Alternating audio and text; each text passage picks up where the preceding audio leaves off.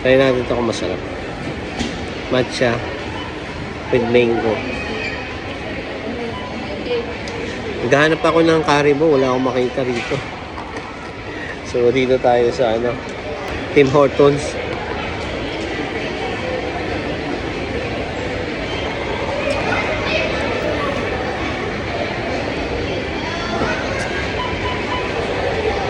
First time kong namasyal dito sa Bendom Place, Bendom Mall. Dito lang yan sa Doha. So grabe, hindi ako makapag-video dito. So hindi ko alam kung bawal yan. Pero hindi naman bawal, kaso limited lang siguro, careful lang ba. Pero nakita ko yung mall dito sa itong Bendom Mall na to. Grabe. Yung tao dito mostly local.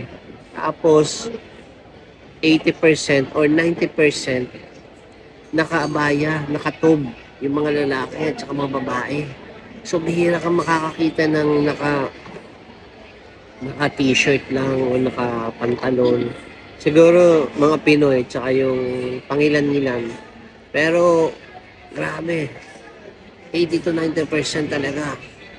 Lahat ng makikita mo na namamasyal sa kapihan, sa shopping, lahat nakakabaya tsaka nakatog. Wow. Ako naka-short lang ako. So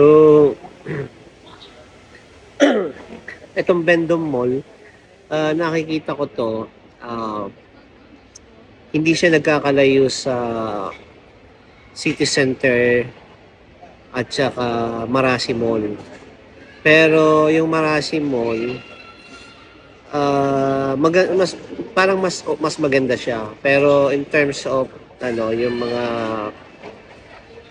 mga boutiques, almost the same. Lalo na yung mga luxury boutiques. And then naobserbahan ko rin yung mga mostly luxury at saka mga normal store, mostly European, yung mga salesman at saka sales lady. So bihira ako nakakita ng mga Pilipina.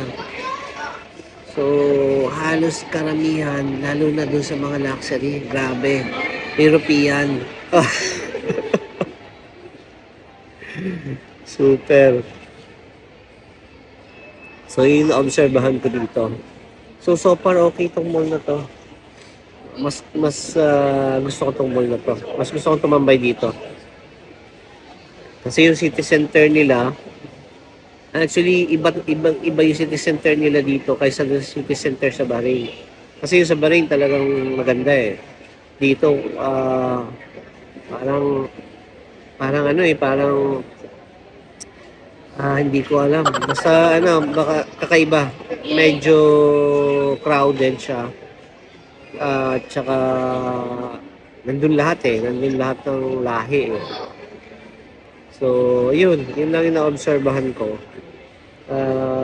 Itong Bendom Mall na to, I think this is one of the luxury mall in Qatar.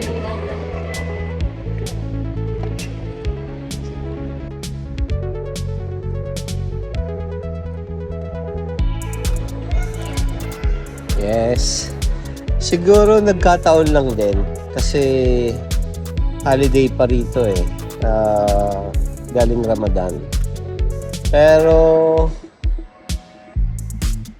nagtanong-tanong din ako dun sa kabayan. Dun sa nagtitinda sa may isang store. Talagang yung iba daw talaga ganun ang suot nila dito mostly. Yan. So, chill lang. Pasyal lang. So, yung price nila dito sa mall, although wala pang tax dito, parang mas mura ng konti dito. Pero siguro lalo na pag nag-sale. mas mura dito kaysa sa baril.